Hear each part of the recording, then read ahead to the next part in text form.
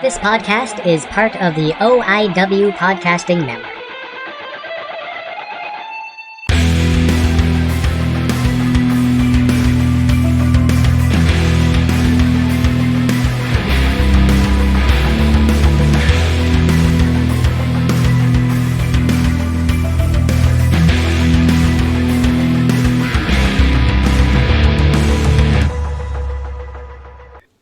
Hey guys, and welcome back to Guilmy Talks. This is Guilmy again. How is everybody doing?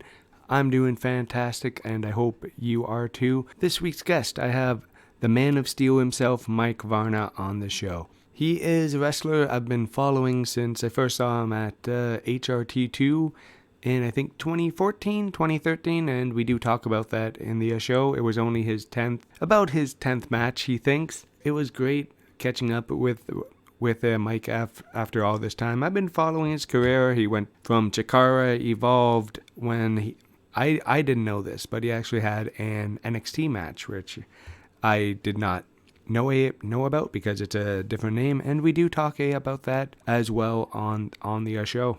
And go follow his socials because he is fantastic and just fun to follow. And the Philadelphia cream cheese commercial he did is amazing. You guys have to check that out. A couple things real quick before I let you go to the interview, guys. Go check out batsinthebelfreeart.com, one of my personal favorite artists out there.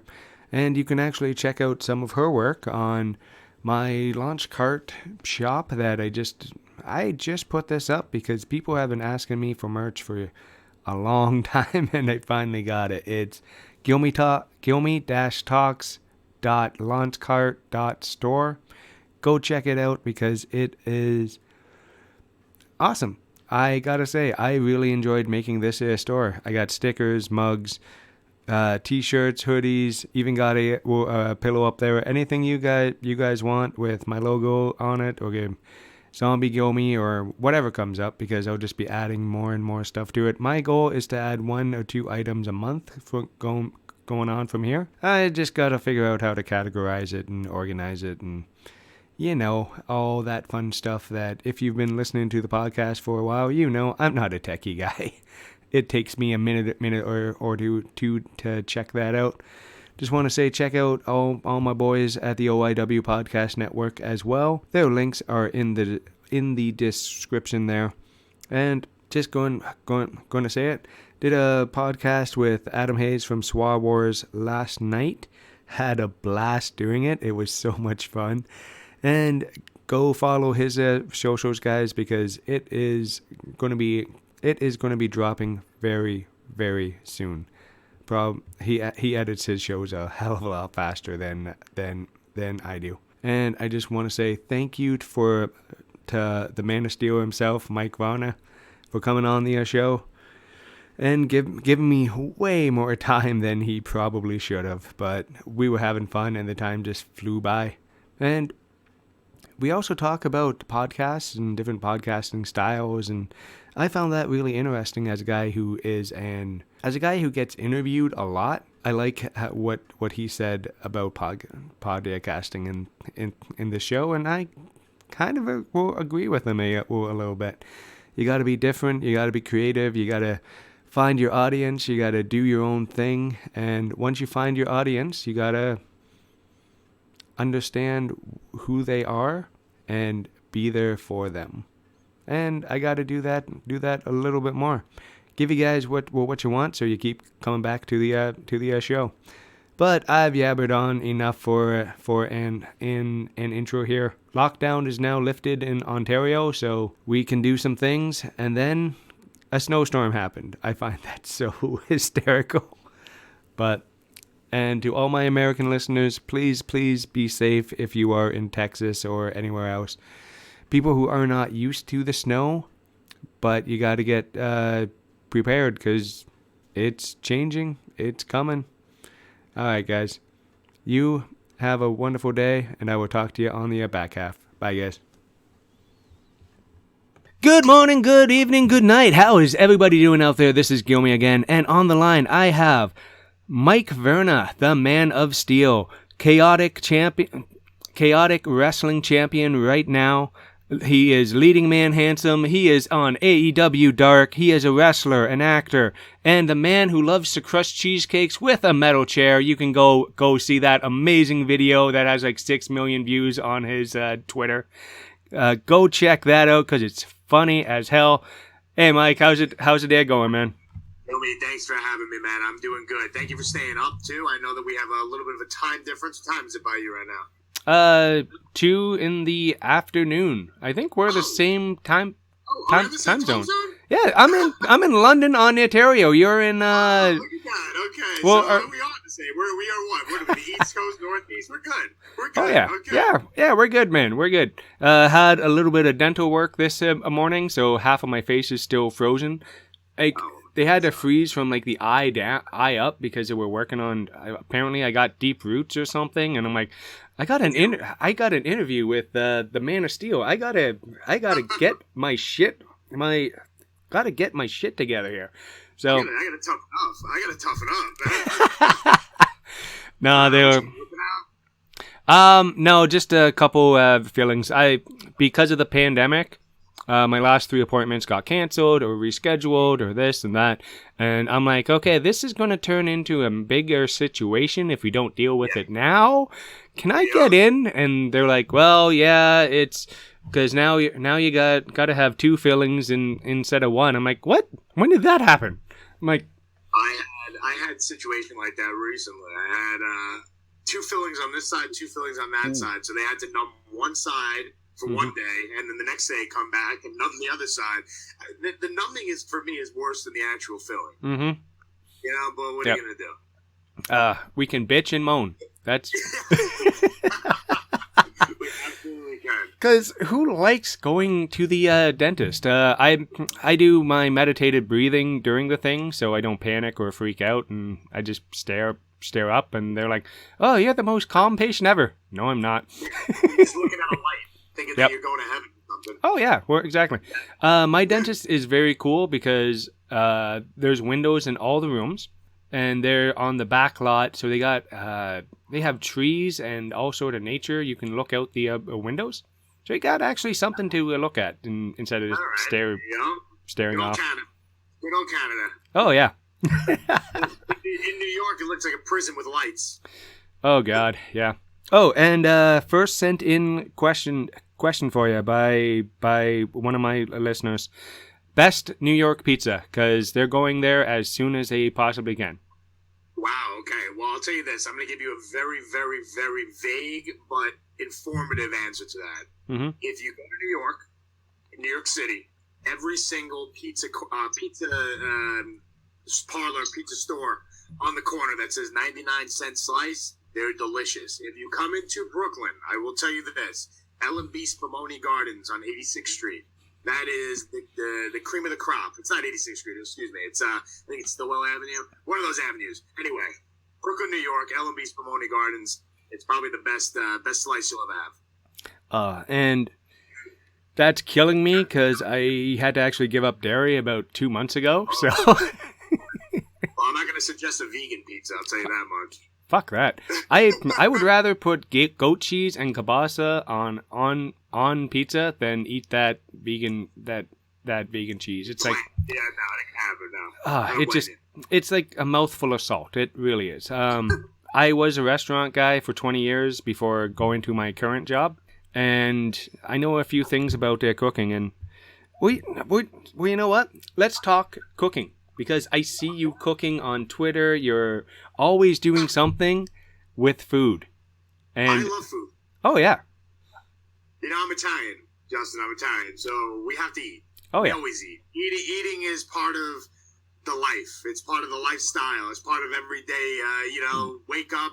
What am I eating for breakfast? What am I eating for lunch? What am I eating for dinner? Luckily, as a professional athlete, bodybuilder, quote-unquote guy, I got to eat a lot during the day to maintain size. So that makes it even more fun. So I can turn around and say, okay, what am I going to eat for breakfast 1, breakfast 2, lunch 1, lunch 2, dinner 3. So it goes on an all-day thing with me. However, I will give you a little secret. My mom is the good cook. So whenever I'm there and I have the chance to kind of indulge in some of those Twitter pictures. Oh, that's her cooking. That's not mine. My cooking is much, much less impressive. I like to just show people what I'm eating. But the funny thing that you did mention that I did cook, because I had no choice, it was part of the job, was that Philadelphia cream cheese cheesecake. Ooh. Which I did do that commercial back in May. It did have a lot of views, thank God to the wrestling community, because, it's crazy. Wrestling community is so tight-knit that if one of their guys does something, the whole community comes in and watches it. That video had 7 million views on Twitter, and I think 5 million views on YouTube. So it really did good. And I compared it at least, because I'm a mark for myself. Why not? Yeah. I looked at the other YouTube commercials from the Philadelphia campaign for that whole cheesecake thing that they did. They filmed 8 commercials during that run, and mine crushed. In regards to views, crushed the rest of them. And that really is a testament to the wrestling community. It has nothing to do with my acting ability. That has nothing to do with the commercial. Well, it has a lot to do with the commercial, but it has to do with the wrestling community, in my opinion. I think the wrestling community is so loyal to their own that they just come into flocks and they just watch these things. But that I did cook, and it was pretty damn tasty. Awesome, man. Because cheesecake is one of my favorite things, and then I've been following your career, I think, since 2014 when I first met you way back when. And that show, not to cut you off, that show must have been my 10th pro wrestling event in my career at that particular point. It was that early in my career, so we can go back a little bit. Oh yeah. And the show we are mentioning too, it is kind of a dark spot on my hometown because the guy fucking fakes a heart attack, doesn't pay the boys, runs out and then Colin Delaney runs out in the middle of a death match.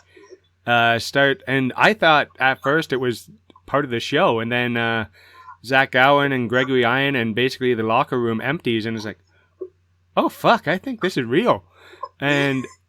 It got a little crazy, a little hectic. I don't know how the wrestlers got the guy's home address at all, but just saying. Not gonna go into who went looking or what happened after, because I really don't know.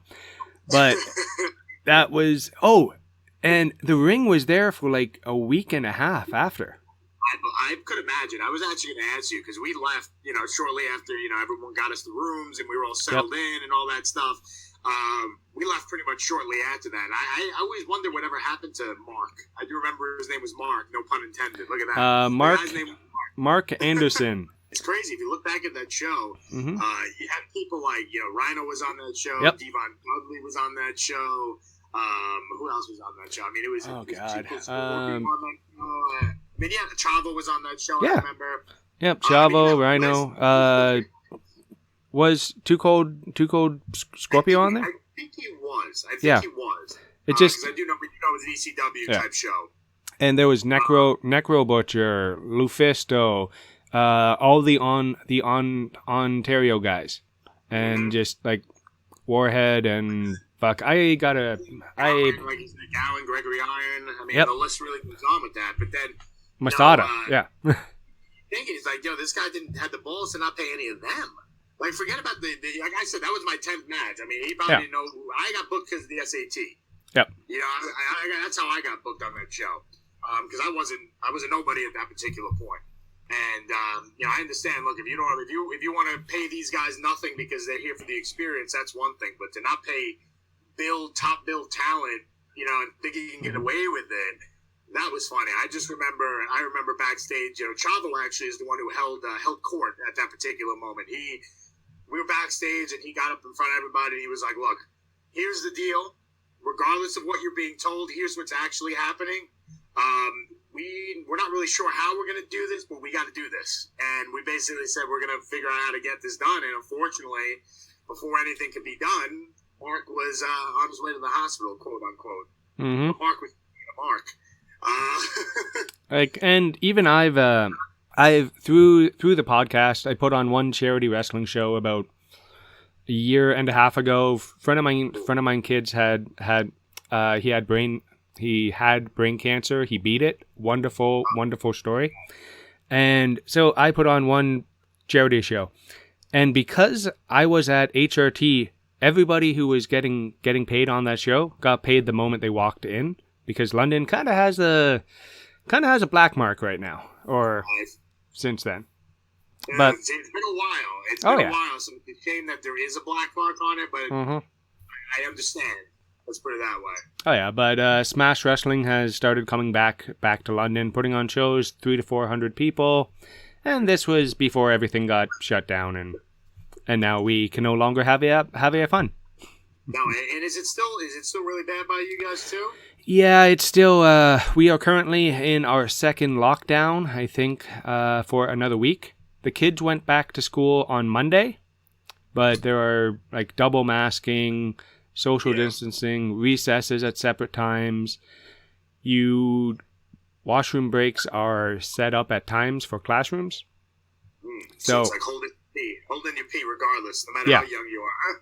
Yeah, it's good. The kindergarten classes have their own bathrooms we're connected, but it is a little bit crazy. I do work at, and the shit I have seen in the past year is just fucking crazy, man. Just like, you get some extremes, like people walking in hazmat suits, to people yelling at us for making you wear masks when it's a City of London bylaw. Yeah. I don't care about your personal opinion or feelings. It's the law. I'm at work. I have to follow it. That's what it comes down to. That's what it comes down to at the end of the day. Like, I understand. I had it back in July. Thank God I was pretty asymptomatic for the most part. I did have I had a little bit of fatigue. Don't get me wrong. I did lose my taste for a day. And my entire family got it as well. And, obviously elderly parents, but they had pretty much low symptoms as well, thank God. So we all are antibodied up now. But, I mean, it's a real thing. It's always been a real thing. It's just a matter of, everyone's symptoms vary. But you always want to look out for the other people that are around you. Like I said, I got lucky that my parents got it and they didn't really get it bad. But that could be different for other people. So, regardless of how I feel about this specific situation, I hate wearing a mask. But if I'm in public, I'm wearing a mask. Yep. I'm wearing a mask. It is what it is. And it's been crazy. Like, back here in New York, I mean, people are remote learning. No one's going to school. So you don't have anyone in school. You have everyone kind of doing what we're doing right now. I don't know how they're necessarily learning, because it's not easy to do it through Zoom. And what sucks really more than anything is, in regards to schools at least, is it's taking away the experience the kids will have that they'll never get back. Like, one of my side jobs, well, a passion job of mine, I did this job because I get paid for it, is I'm a college baseball coach. Awesome. And last year our season got canceled, and 2 days ago we found out this season got canceled. Now, as a pro athlete myself, I look at these kids who are trying their hardest to get to the highest level of baseball, the highest level of sport. And losing these 2 years because of this, those are years they cannot get back. Oh, yeah. I don't care if they turn around and the school says, you're going to have your academic years back and your playing years back. You'll be eligible. Yeah, well, guess what? A 23-year-old doesn't want to be an eligible sophomore anymore. They want to move on with life and get a job. And if baseball dreams didn't work out, at least they can kind of move on to the next thing. But that's not really going to happen. And it sucks because I feel like a lot of this stuff, a lot of stuff can be done safely, but at the same time, safety is first. But the saddest thing about this is that the experience that people are missing out on. Oh, yeah. They're never going to get that back. Like, my son, my oldest, this year went into grade 9, right? High school is a huge part of your life. That's where you find out who you are as a human being. Yeah. And, like, I still talk to my high school friends. I'm 40 years old, and I'm still talking to these guys I've known for 25 years. Same here. That's my friend group. I'm going to be 30. I'm in the same situation. It's been about 10 years now since high school, and that's my crew. Those are my go-tos. And also, those are the guys, if you call them at 2 a.m. and say, hey, can you come over with a shovel? Those are the guys who are going to be there. Damn right. Yep. Another question that was sent in. How was it wrestling Billy Gunn and the Gun Club on AEW? You got somebody who is an absolute wrestling legend who is still active and can still really go. Yeah. Absolutely. Well, the best thing about that is that I have an incredibly personal and very close friendship with Billy Gunn.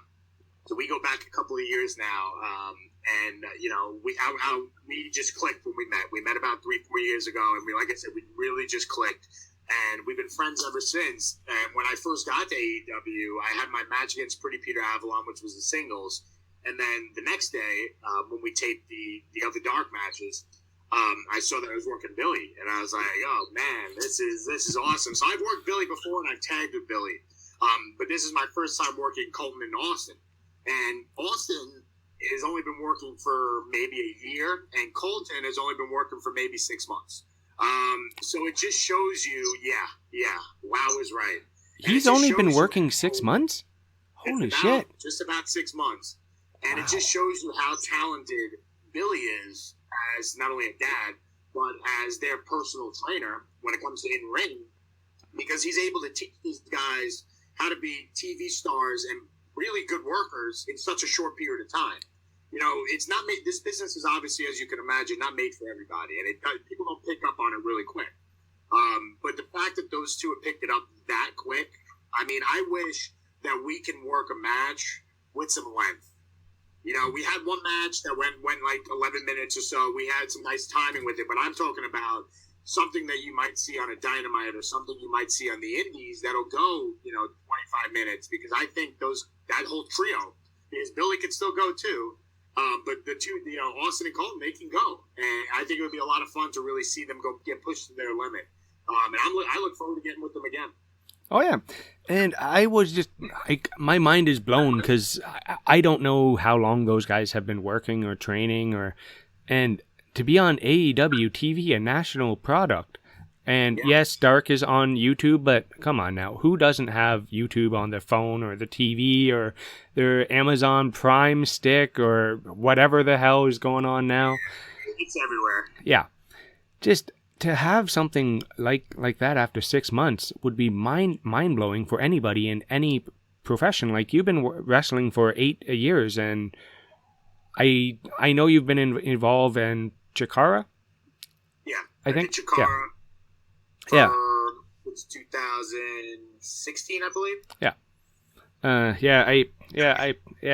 I do research and I take notes. You mean well-prepared podcasters? What you say? Oh wow. Oh yeah.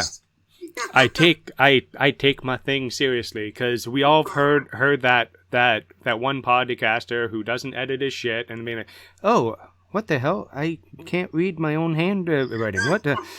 Oh god. And those guys I normally help out for some reason. I have no idea. I just like helping people. But when I was kind of doing research, aka stalking your socials, what was the formal social media for WWE? What was that? The social media for WWE. I used to intern for WWE. I was a social media intern for WWE. Oh, okay. Before I was a wrestler. So yeah. I'm surprised that account is still active. Yeah. What is it? Twitter? It's Twitter, right? Is it still the old WWE scratch logo? No, it wasn't on Twitter. It was just me digging, right? So. Oh, there you go. Oh, yeah. Well, I used to be a social media. I used to work for WWE. I used to work, not work. I used to intern for WWE way before I was a wrestler. Oh yeah. Funny how it all, right? Oh yeah. It just, and I'm just like, I'm pretty sure he's never been on like 205 Live or any dark matches there. Well, I did do an NXT match. Oh, you did? I did. I did an NXT match with Jackson Riker back in 2018. Okay. So yeah. That might have popped up there too, but they named me Mitch Taverna. They used my real last name, but changed my name to Mitch, which is interesting. I've always like questioned that with WWE. I understand that they want to, brand it themselves, and I understand that as a product. But if a guy like Kevin Steen is incredibly over on the Indies, and then he goes there and they change his name, I get it. It's probably no big deal, but it's Kevin Steen. I mean, he is still Kevin Steen. Like, we don't need to change his last name. I understand it's become its own brand and its own entity, and I'm sure it worked out for him financially, so it's all good. But to me, like, if I have this many followers on Twitter and Instagram, and I have this fan base here, like, why not just use my name, even if you're going to squash me? It doesn't matter, you know? That's my opinion, but... Yeah, just with the whole Kevin Steen thing, he's still selling Kevin Steen merch on Pro Wrestling Tees, like the Steen Kill. He can still sell those, so he's getting money from the Kevin Steen name. And then Kevin Owens, which is an awesome story how he figured that name out. Owen Hart and also his son are both named Owen, so... There you go. Yeah, which is freaking cool, man. And so maybe it's a good thing, maybe it's a bad thing. I'm sure now he's settled into it. Like if I got to a point where, let's say, we'll use AEW for an example, because that's where I've been working at the moment. If they turn around and they say, okay, we want to change your name to this, that, and the other thing. Like me, I always wanted my name to be Mike. I always, you know, if someone turned around and said, yeah, we got to name you Mitch, what am I going to do? At the end of the day, I got to swallow my pride and do it. But I always wanted to be called Mike because that's my name. I just feel like it's more natural. I think wrestling, the more natural wrestling is, the more realistic wrestling is, the better it is. Mm-hmm. So what's more realistic than being called your actual name? You can actually invest in it because it's your name. But it's, if they were to change it, yeah, I mean, I guess I'd go with it. But I always wanted my name to be Mike. You know, I just felt like that's the way to go. It's your brand. Oh yeah, and Mike is one of those names that Mike has a certain look, and you are definitely a Mike. You know, it's weird. There's not many Mikes in wrestling. Who is it? Mike Chioda, Mike Austin, Mike Verna? Yeah, that's it. Right? I mean, Mikey Whipwreck? Yeah. Well, that's a Mikey, though, so... Mikey, it's different, you know? So I'm sitting there like, this might actually work. So I'm running with that. I'm running with that, all right? Oh, yeah.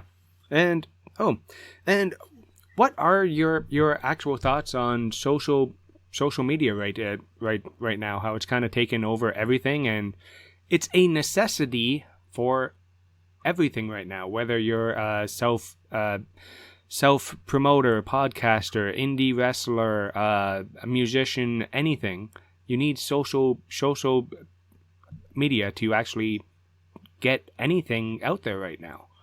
And just it's a great question, and it's a deep question, because social media, like you said, is such a necessity where it's needed in all forms of entertainment, in all forms of really anything, even in business. You need it. You need it's a form of advertisement. It's a form of, you know, it's a marketplace. I mean, the list really goes on with that, and it's so needed. But I love it, but I hate it, if that makes sense. And I'm sure that's a general answer from a lot of people, probably including yourself. Mm-hmm.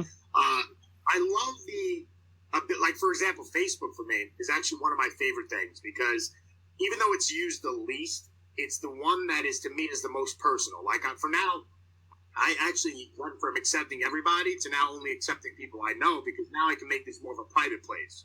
Where Instagram and Twitter are so public, now I can kind of turn around and say, okay, instead of making a private account everywhere, Facebook is my private place with my high school friends and my family and people I actually know can be on this page to communicate, you know, instead of every single fan. I used to accept every single fan. I still do. I have like 5,000. I'm going to start cleaning it out just to make it a little bit more of a personal. So if I know you, you're staying on. You know what I'm saying? It's just something that gives me an opportunity to stay connected with people I actually know.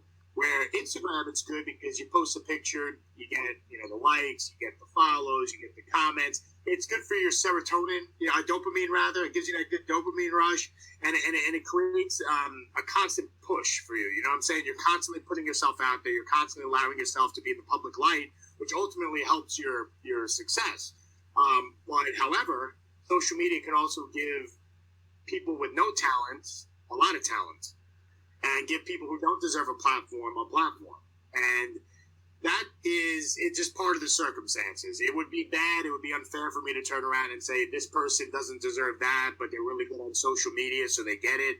Or this person doesn't deserve this sponsorship deal because they don't really look like that. They just use filters. It would be unfair because this is the era we're living in. This is the nature of the beast. And it just is what it is. You know, it's just, I like to look at social media and say, this is what I'm going to use it for. It's funny, too, because all my friends who don't live the life I live, they don't, you know, live in this entertainment, you know, landscape, they see some of the stuff I post and they get it. they get it, but they give me a little rib. They give me a little laugh because it's like, oh, this is such a stupid day. I was like, yeah, it's terrible, but I have no choice.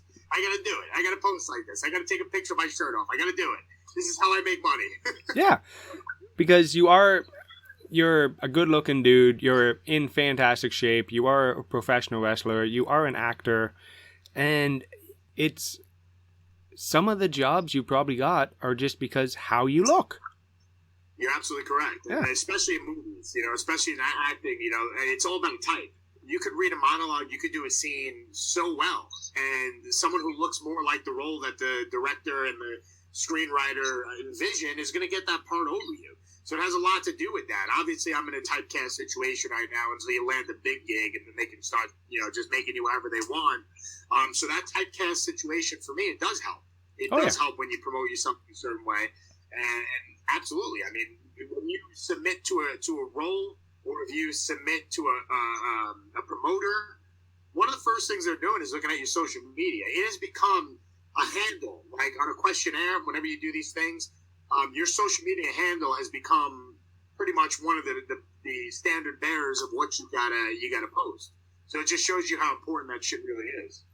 Oh yeah, just like myself doing a podcast. And I've done experiments with the show, posting at certain times, posting different stuff. Like I've never used Twitter before ever, up until January 1st, right? I have had my account. I've been a Facebook, Instagram guy. I'm trying Twitter, and I'm really enjoying Twitter because I can put out the positivity messages. I can put out the funnies, my daily funny shit, and I went from I think 18 to 20 followers to 200 in 3 weeks. Just like, good for you, there you go. And it just, trust me, my Facebook numbers and Instagram are a lot higher, but I'm just most active when it comes to numbers. Oh yeah, it's consistency's key, right? It really is, and that's another thing too. I've spoken to a lot of wrestlers who get paranoid. They literally get anxiety because they know that if they don't post things or if they don't have content to post on Twitter and stuff like that, they know that it'll affect their buzz, which is another reason why I hate it, because at the end of the day, if someone's really, really talented, should the amount of times they tweet or if they tweet good content really matter, should really mean anything. And unfortunately, in this world, it kind of does, because it's just, wrestling specifically is a fickle business. It's all about the flavor of the month, who can get hot at what time. Yeah. During this pandemic, while no one's really wrestling on a full-time basis and no one's performing in front of fans, to get that buzz, you gotta tweet. Tweet. And you're a perfect example of that, because you are now on AEW Dark. You're on TV, YouTube, whatever. Yeah. You're getting your face out there. You've had 3 or 4 matches. Your match with Ricky Starks, I loved it, man. It was nice and simple. Yeah, it was a great match to watch, and this is coming from a guy who's been watching wrestling since WrestleMania 3. I'm dating myself a little bit there, but hey, it's how I got hooked, right? Hogan and Andre, the build up over months, and when Andre ripped the cross off Hogan, I was all in at that moment. I'm like, you gotta kill him. I'm like, you got Jesus involved, Andre. Oh yeah, well exactly. And I am from an Italian heavy city, yes. Guelph yeah, on. I recall that. I do recall that. Our friends over at Powered4 TV are giving listeners to this podcast an incredible 50% off your first month when you sign up to powered4.tv and use the promo code JONAS. Powered4 TV are one of the leading on-demand streaming services in the UK, with tons of shows from over 20 wrestling promotions from around the UK and the US, including TNT Extreme, Chicagoland Championship Wrestling, DNA Pro Wrestling, Full Force Wrestling, Ignite Wrestling, and so many more. There's also plenty more to enjoy, including an incredible archive of classic matches, live layers with William Eva, podcasts, and so much more. Sign up to Powered4 TV today and save 50% off your first month. Just use the promo code JONAS.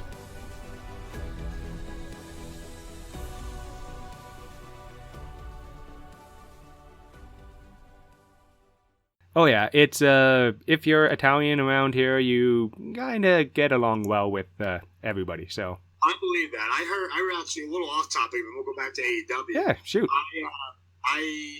My sister used to be a competitive dancer. Okay. When I was younger, we had to always kind of go through, and she's younger than me, but when we weren't of age, let's put it that way, me and my brother, when we weren't of age, we had to go to the competitions with her because my parents didn't trust us home. So when we get to a little bit of an older age, 17, 18, kind of where they didn't want to keep us home because they knew we'd probably create chaos, they would bring us. And these competitions were in Atlantic City, New Jersey, which is a party place to begin with. Yep. So we met a dance team, another, obviously a group of girls who had to say what's up, who were from Toronto. And they were all Italian. And I was so, mind fucked at the time because I'm like, wait, you're Canadian, but you're Italian. And then I thought to myself, oh, that makes sense. And then I found out that Toronto was such a heavy Italian area. Oh yeah, Toronto, Guelph, Ontario, and London. Those are that whole triangle. Yep. Yeah. Oh yeah, and I grew up in my teenage years in Guelph, Ontario, and hung out at a pool hall named Tony's. And well, that's not stereotypical. Oh, not at all. Just like and since I was part of the family, I was one of the few who could go upstairs at the off times. And then there was a very large gentleman standing by the door like this all night. Didn't move. It was a social club. That's all. Yeah. It was a social club. Nothing more, nothing less. Oh, yeah. Yeah. And the one day I was politely yet sternly asked to leave. And I never got back because a buddy of mine stuck his neck out for me because I upset the wrong guy because don't spill a drink on a man wearing a $3,000 suit. Yep. No. Yeah. No. I turned around, man. He walked into me. I've never apologized more in my life. But it was an interesting moment. And yes, I did pay for the gentleman's suit to get professionally cleaned because that's what you do. Good for you. Especially, I'm sure you were young at that time, so good for you. Oh, yeah. It just because those guys taught me they taught me about respect. They taught me when to say something and when to listen. There you go. And it sounds like a young Henry Hill. Yeah. And where did you actually come up with the Man of Steel name?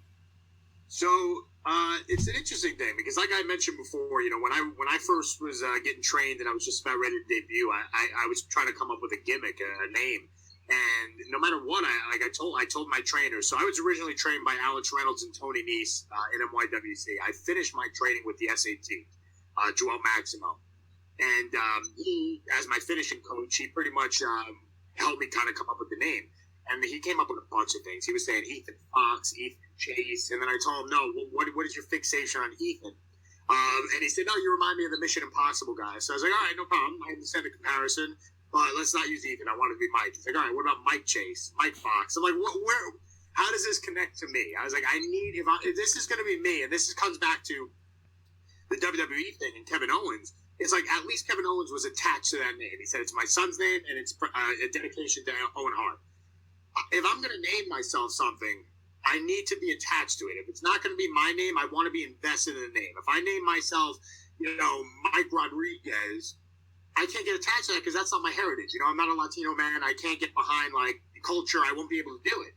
I won't be able to perform it well. If I can name anything, any heritage, any creed, anything. If it's not me, how am I going to invest to it? It's not wrong with it, obviously, but how am I going to become that? It's different in movies because you're given a role. I played many people that are not Italian, and it's been different. But if this is a personal brand, and that's what wrestling is. Wrestling is a personal brand you go forward with. You need to be able that you can invest in it so you can make it successful. So I couldn't think of what this name was. And then one day at training, it was a really hot summer day. I was very sweaty. My hair was wet, and my hair kind of created that little curl in front. And I was wearing a Superman tank top. And then Joel turned to me and he said, how about Superman? And I said, what? Superman Mike Verna? I was like, that doesn't really make sense. And then I got home and I said, the Man of Steel. Damn. I can roll with that. And then now, 8 years later, it has stuck, and it has never really changed, which has been interesting, you know? Because it fits you very well. And your gear looks awesome. I love the red, white, and blue, because U.S. guy, New York guy. And I love that you have the cape. It's a little... It can be a little over the top, and I know some people probably don't like it, but not a fan of it. But oh no, it is very different. It's unique, and it's you. Because the only other wrestler I can think wearing a cape right now is Dan Housen. I think that's it. Hurricane, if you could count the Royal Rumble 2 days ago. Yeah, that's about it. You know. It's funny, I'll let you in on, and I haven't spoke to anybody about this in any podcast. You'll actually please. the first to take it. I've been talking to somebody who is a very prominent name in wrestling, and he is very controversial. He's very polarizing. Let's put it that way. And that's Enzo Amore. Yep. He's a good buddy of mine, and he doesn't get the credit that he deserves. He is so smart with the business. He really is, and his technical wrestling ability and his storytelling ability in the ring, again, so undercredited. Like, he can literally tell a story by just doing a headlock. And people never got a chance to see that. You know, it's a shame. But we spoke about the gimmick. He watched a couple of the dark matches, and he shot me a text, and he said, you know, take this. He's like, I like that it's over the top. He goes, I was over the top. He's like, everything I did was over the top. He's like, turn around and make it even more over the top. Let these people know, say, like, you know, ever since I was a kid, I always wanted to be a superhero. And now guess what? I get to play one on TV. So obviously, you know, you're going to have the cape. You're going to have the swagger. You're going to have the, you know, the confidence. It works. It fits that. And I hope that, you know, in the near future with AEW, I had the opportunity to kind of expand it more, because believe it or not, I've gotten more positive feedback on the cape and the whole gimmick and everything than negative. I really haven't gotten any negative feedback, thank God, because, you know, wrestlers are the hardest critics of themselves. Yep. But, you know, there's been a lot of positive feedback, and I want to peel the onion back more. I want the fan base, and I want even AEW itself, I want them to see that there is more to what meets the eye. But the best thing, and you kind of said it, you already said it, was, you know, my character, my gimmick, one of the things that really made me stick with it. Because I've always had ideas. I've always had different things. Okay, how can I change this a bit? How can I go a different route? I've had a bunch of ideas. But what has made me stay true to this character is the number one thing fans tell me is, as soon as my indie music hits, which was different when you saw it, so you might not even remember what it sounds like now or know what it sounds like now. I know what it is. I've been watching you on YouTube for years. It's weird to say because I don't want to sound stalkerish, but I love watching you wrestle. So thank you. Yeah. Thank you. And that's what I mean. There's nothing wrong with that at all. That means you're a fan. You're a real fan. And that's what I asked for. I asked for that, you know? But then you would know. So when the opening chords hit of that Superman metal thing, and I remember a fan had told me, actually, at Northeast Wrestling, he said, you know, it was my first time coming to a show. I didn't really know what I was going to expect. And then I heard these Superman chords open. I was like, oh, what the hell is this? And then I looked at the crowd, and then when you came out with the chest plate and the black hair and the muscles, he's like, wow, I get it. And that is what I asked for. That is what I asked for of the character. Before anyone judges the character, which everyone's obviously open to their opinion. They can do whatever they want. But just know that what I'm trying to present is what it's supposed to be. And if you like it or hate it, that's your choice.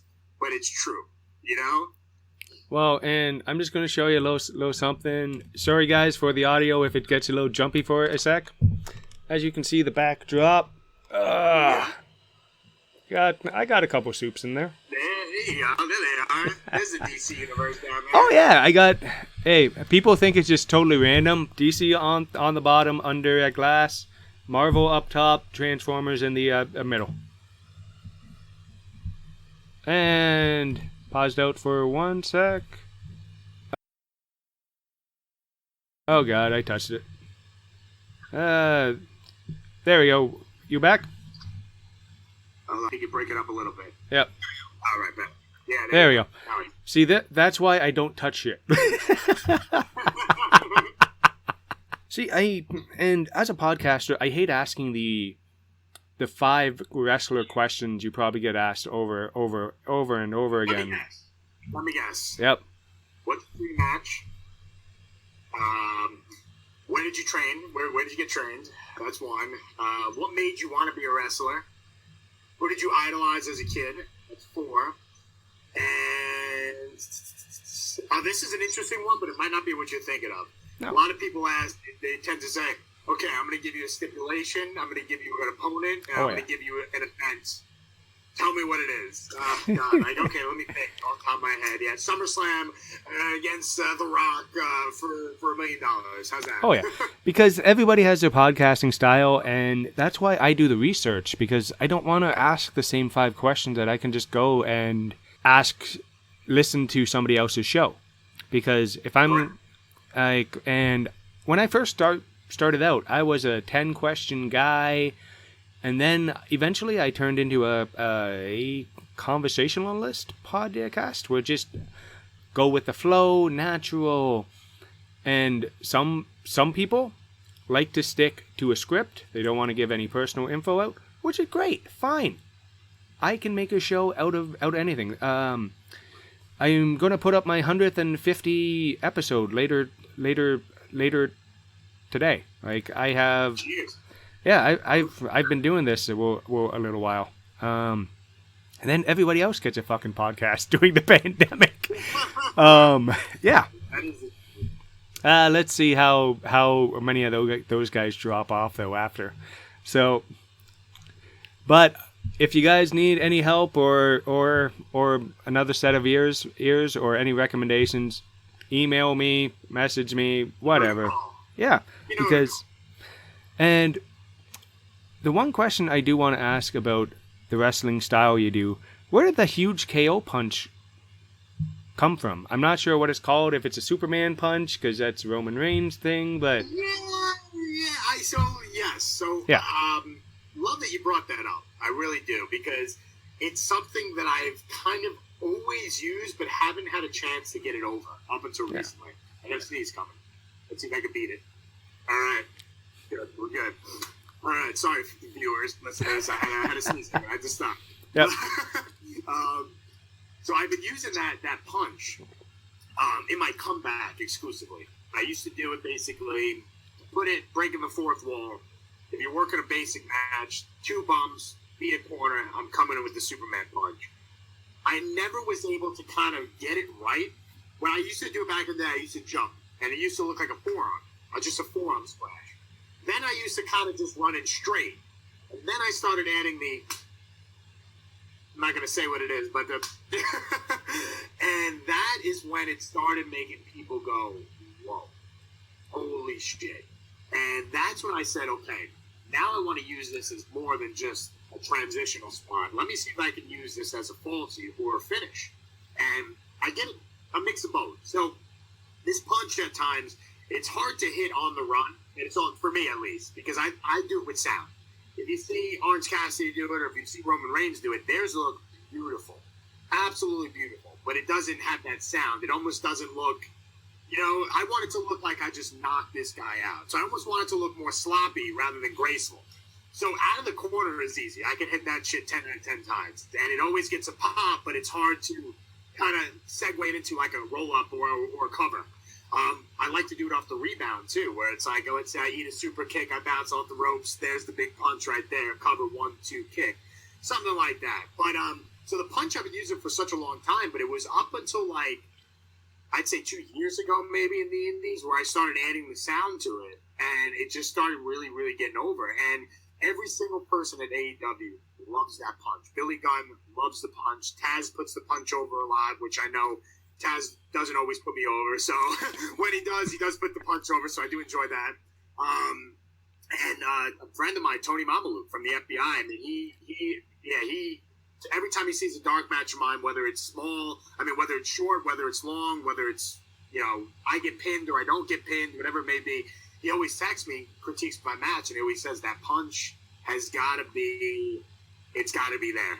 He's like, it's got to be there every match. He goes, if you have 5 moves of doom, that's got to be number 1 or 2 on those 5 moves of doom. And that's good because I think about it, I'm like, it's just a punch. You know, it's just a running punch. And it just shows you now, like, the way wrestling is that people focus more on being able to hit a 720 splash rather than just laying in something that looks really crisp. So that's my style. That is my style. I emulate guys like Malenko, Benoit, Angle, Eddie Guerrero to an extent. Those are probably the guys, those four guys, from an in-ring standpoint, that's who I'm watching. That's who I'm trying to study. Malenko, he was able to do all the lucha stuff. Obviously, Eddie as well. Angle was a technical, obviously Olympian. I am not, but he had that technical ability. And Benoit, I can't even speak. Benoit is Benoit. He's in the ring. No one could tell you that he's bad. Outside the ring, he is where he is. Let's not go there. You guys want that story? Go check out Dark Side of the Ring. They did it amazingly. Exactly. Yeah. Exactly. But in the ring, I mean, no one can say that he wasn't one of the best. And if you look at all four of those guys, they'll have one thing in common: size. Yeah. Not much up here, but they had a lot over here, and that's me. Oh, I yeah. am about 5'11" with my boots on. I maybe touch 6 foot. Yeah. I'm a muscular guy. I'm wide. Those are the guys I got to watch. I can't watch Kane. I can't watch The Big Show. I can't even watch guys like The Rock sometimes because he's 6'5".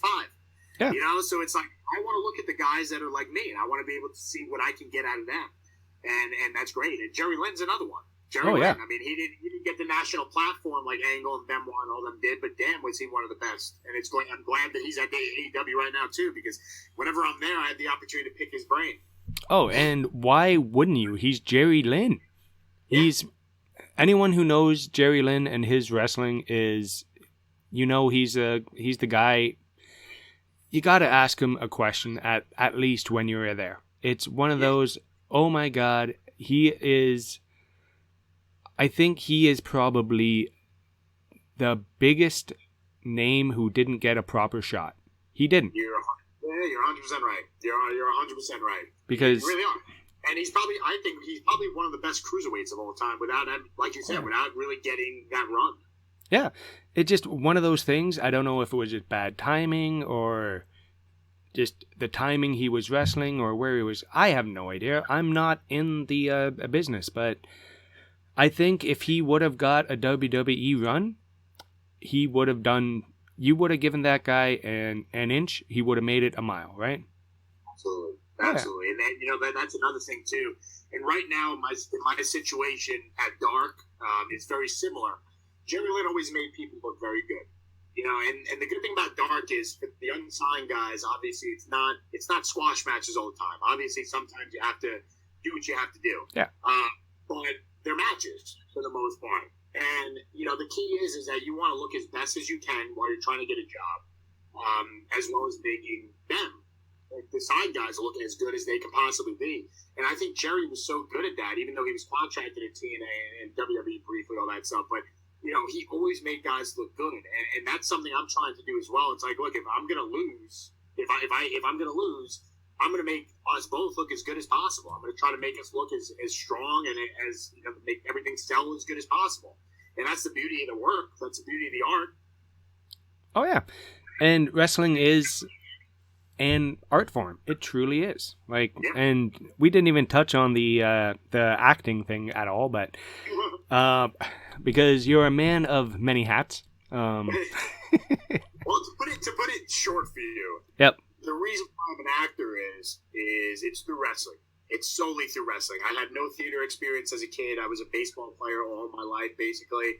I did no shows. I did one student-made show, two of them actually, junior year and senior year of high school, because it was a competition between the grades.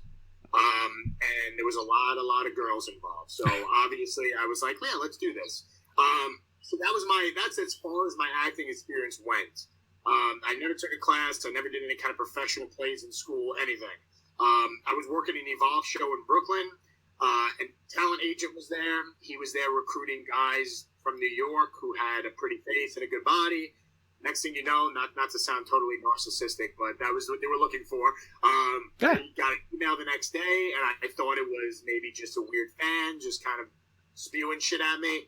Did some research, found out that fellow AEW superstar Anthony Bowens was also represented by this talent agent. Looked into it, spoke to him. He said, hey, You got a great look for, modeling, TV, commercial, anything you're interested in doing? I said, absolutely, let's give it a shot. Linked up with him, started taking some classes, and then next thing you know, I actually found a passion in it. I actually really, really enjoy it. And it's funny, I tell people all the time, I'm like, I can memorize a 30-minute match, but I can't memorize 2 pages of script sometimes. Don't ask me how. It's like somehow like you can find the pictures in your mind of like, okay, but when it comes to lines, it's like, yeah, I don't know. Where I think wrestling is a lot of muscle memory, right? Reflex. Wow, Yeah. It's a lot of reflex. Yeah, it's like I'm the guy who's only taken one bump in his life in a training class, and I knocked myself out. Legit, I did. 19. I threw myself back too hard. My first bump landed right here. Yeah. Listen, I'm happy you said that because a lot of people listening may turn around and say, "Oh, you know what they do? They do it every night. It's all good." No. Ouch. No, I said earlier in this podcast, every day my neck's a little tight, my back's always tight. It is what it is. Oh, yeah. It's what we signed up for. Oh, yeah. And you knew what it was going in. There aren't... How many books, movies, stories are there about wrestlers in their 50s, 60s? Like, what was the one I just watched? I just watched 350 Days. I haven't seen that yet, and I'm hesitant. Dude. I'm hesitant. I'm very hesitant. Yeah, as a wrestler, Yeah. prepare to cry. And it's just one of those, and I can be an emotional guy, but ever since I hit 35, I now cry. I don't know why it is. Just reverse puberty. Yeah, just like weird, random. I'm just watching a commercial and it's like, oh my God, it's the father and son. And I'm just, maybe becoming more. I heard that. Yeah, just maybe more involved in my children's lives because when I was a bartender, restaurant guy, I was working 12 hours a day, 60, like anywhere from 40 to 70 hours a week. And when I switched jobs, I became a better dad. I truly did. And I got to know my kids and they're kind of cool. They piss me off sometimes, but they are kind of very cool. Like I'm a very lucky man. I got 4 kids. They're all straight A students. They're all good kids. How the hell that happened from me, I don't know. I blame my lovely wife. But no, they're all creative, interesting people. And I'm like, that's weird. Sorry. Once again, I get talking about my kids and emotions. That's beautiful. That's what it's all about. Yeah, man. Hey, it is. Hey, I'm not crying yet, but anyway, hey, let's get to the Guilmy Talks 10. All right, let's hear it. All right. Number 1, reading or movies? Movies. Salty or sweet? Sweet. Hero or villain? Hero. Hey. Poker or chess? Poker. I just love poker. Just reading people. Yeah. So much fun. Like poker, I feel like could be a training exercise for FBI agents. Oh yeah, because well, that was also one of the reasons I got kicked out of Tony's. I may have lost $1,200 on one hand, but I may have got a little angry at that moment. Vampire or werewolf? Werewolf has certainly been always my favorite. I don't know what it was. I just liked werewolves. I think with the werewolf, the thing is, it's the transformation. You can be a regular dude, and then there's a full moon. You get to release the monster. Yeah, and I always remember, like as kids when I was growing up, I always liked horror movies. I still do. I love horror movies. Oh yeah. Just the visual sometimes of a werewolf is so much better. Yeah, like and American Werewolf in London. That transformation scene is still one of the. It still holds up, and I think that came out in like '82. Tell me about it. Hell yeah! And it's better than most of the CGI stuff that they're doing now. I'm a huge fan of practical effects over CGI, but totally. Oh, you know what's funny too? I was watching Hannibal last night. Not to go too off topic. Hannibal, remember? Yeah. Yep. I used to be petrified of Mason Verger, his face. Yep. How disfigured it was. So I looked into how they made it. And I was watching a YouTube video at 2 o'clock in the morning, just literally looking at it. And they hit exactly what you just said. It was about the realism. They didn't want it to look too CGI or too fake. They wanted to make it look really real. And I thought that made it 10 times more terrifying. Oh, yeah. I'm actually reading Red Dragon right now again.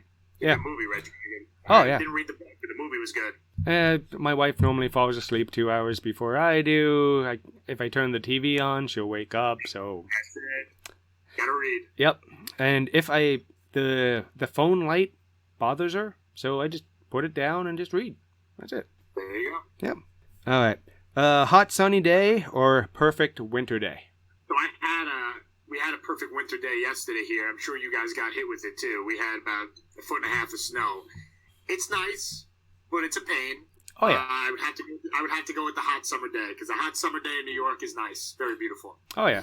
And New York is, you don't picture New York with snow. I don't know why that is. Does it get a lot or?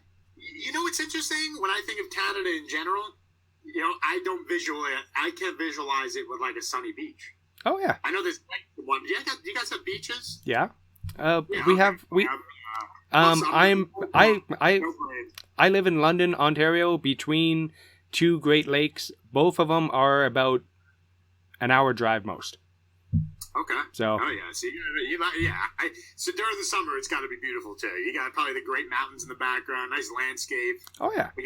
We got buildings, but it's nice. Oh, it's just the landscape's different. You have the urban jungle. I have an actual forest. There you go. Yeah. That's a good way to put it. And also, put me in New York City, I will probably be petrified for the first 6 hours and just be like, I don't know what's going on. Well, I'll tell you right now, quarantine New York City is a ghost town. So if you come here, you'll get a chance to see everything without any of the chaos. Oh. But I want to see the chaos. That's why. Yeah. That's what New York is. I don't blame you. Yep. Oh. Superman or Spider-Man? I don't know. Next.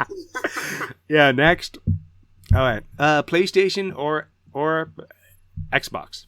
Okay, so here's a very interesting one. Ever since the pandemic, I've been a full-time gamer once again. I took obviously a long hiatus because being on the road all the time, you have no chance to sit down and kind of just video game.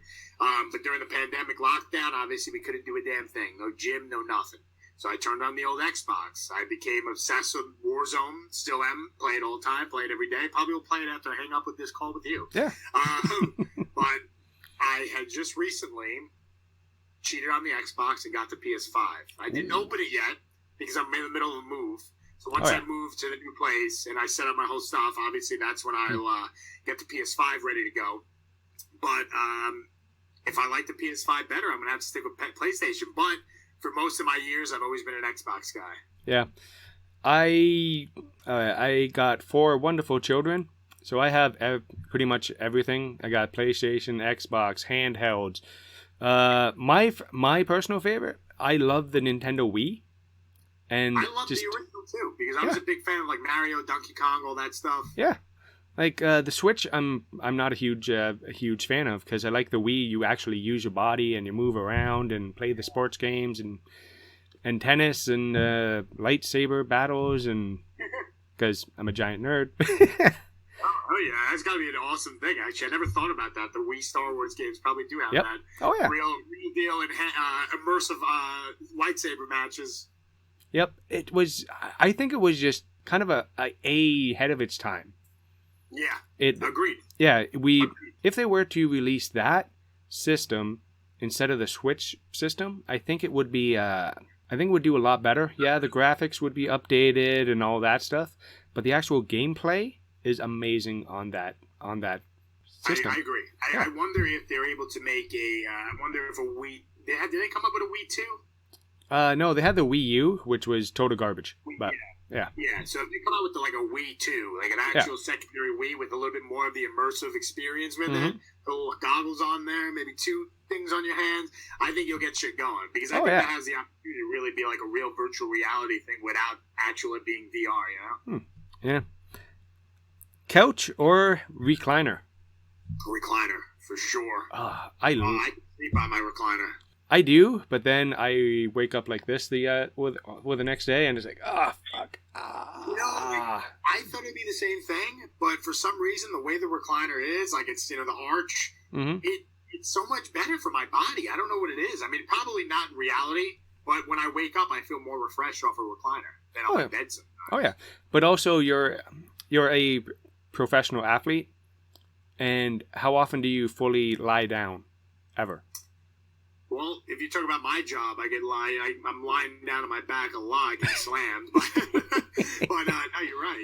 You're always kind of like active and about. So I guess you're right about that. And everybody knows what number 10 is. Who's listening? Because this is number 10 for every single one. Toilet paper, over or under?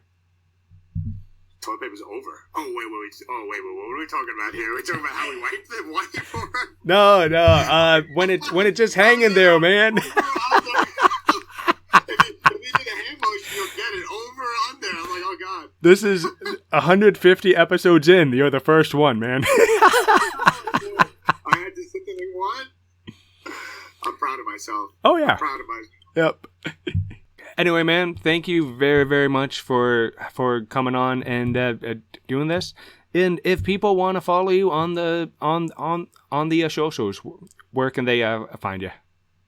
First of all, thank you for having me. Like you said, you're a conversational podcast, and that's exactly what this was. I had a blast. Time flew by. I think we're going on almost an hour and a half now. We had a great time, and that's good. Because whenever I do a podcast, I never want to look at the time. And when I look at a time towards the end, I said, wow, we went that long. That's a good sign for you. So thank you for reaching out. It's been too long. I hope I can come back to the London area, work for a Smash, work for anything but hardcore road trip. And definitely get to see you in person again, the new you. Oh, yeah. The new skin you, ready to go. Hey, man, look. I actually have, I got a little, there we go, a little guy. Yep. Keep it little up, guy. Man. Be a body guy. Oh. Hey, man, but thank you. I do. I thank you for having me. Thank you for reaching out. I'm always around. You can always reach out again. Maybe we do this again in the future. But to answer your question, you can follow me at Man of Steel MV on all social medias. Like I mentioned before, I do have Facebook, but I am in the cleansing process because I have that 5,000 friend limit. And if I can accept you, great. If not, please don't take it personal. It's just they have a limit. Yep. But again, thank you for having me. And for everyone listening, please keep supporting wrestling, support AEW, support independent wrestling, because that is the future of the business. And please be safe, be healthy, and I hope we can all see each other again soon. Hey guys, I told you that was a fantastic interview with Mike Verna from AEW Dark. That was really, really cool that he took the time out to do the show, and I had a great chat with him. It was a great time talking about everything from HRT to social media to, well, you guys just heard it. A couple of things I just want to mention. I now have merch.